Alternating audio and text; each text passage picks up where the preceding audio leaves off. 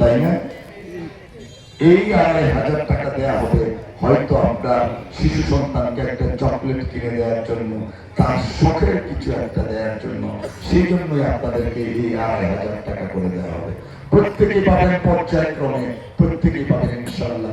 এই টাকা শুধু টাকা না, এই টাকা হচ্ছে আমার মার প্রতি শ্রদ্ধা, এই টাকা হচ্ছে আমার মৃত মায়ের প্রতি ছবি, যাদের মুখে দেখি তাদের প্রতি ভালোবাসা। এই টাকাটা হচ্ছে আপনাদের জন্য আমাদের জীবনের অর্জিত সমস্ত বিদ্যা বুদ্ধি আপনাদের পায়ের কাছে রেখে দিয়ে শুধু শ্রদ্ধা জ্ঞাপন করা। আশা করি আপনারা আগামী 12 তারিখ যদি আপনাদের ভোটের মাধ্যমে আমাদের দল বাংলাদেশ জাতীয়তাবাদী দল বিএনপি রাষ্ট্রকে সেবা করার সুযোগ পায়, ইনশাআল্লাহ প্রত্যেকটা পরিবার পর্যায়ক্রমে এই কার্ডটা পাবেন ইনশাআল্লাহ। সেই সাথে আমাদের এদিকে যারা আছেন, আমাদের বৃদ্ধ বাবারা, পুরুষ ভাইয়েরা, আমি যেমন মাহারা সন্তান ঠিক তেমনি ভাবে আমিও বাবারা এক সন্তান। আমার বাবাও একজন কৃষক ছিলেন, বাংলায় আমরা যেটা খাস বাংলা বলি গৃহস্থ।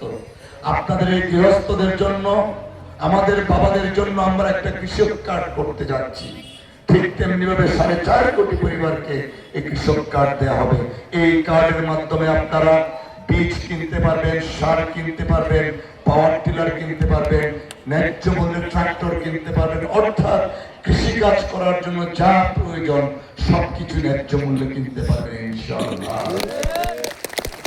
যে 2টা কার্ডের কথা বললাম, একটা আমার মার জন্য, একটা আমার বাবার জন্য, আমি শপথ করছি ইনশাআল্লাহ এই কার্ড 2টা পাইতে গেলে আপনাদের কাউকে 1 টাকাও দিতে হবে না ইনশাআল্লাহ।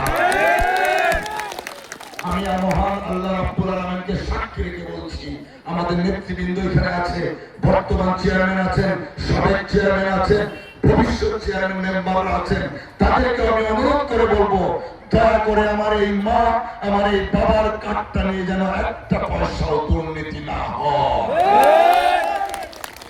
অনুরোধের পরেও যদি কেউ দুর্নীতি করতে সাহস দেখায়, আমি কথা দিচ্ছি, আমি তো একজন আমার মার স্বপ্নের ব্যারিস্টার, আমি আপনাদের বিরুদ্ধে সর্বপ্রথম যে দুর্নীতি করবে তার বিরুদ্ধে আমি প্রথম মামলা দায়ের করবো ইনশাআল্লাহ।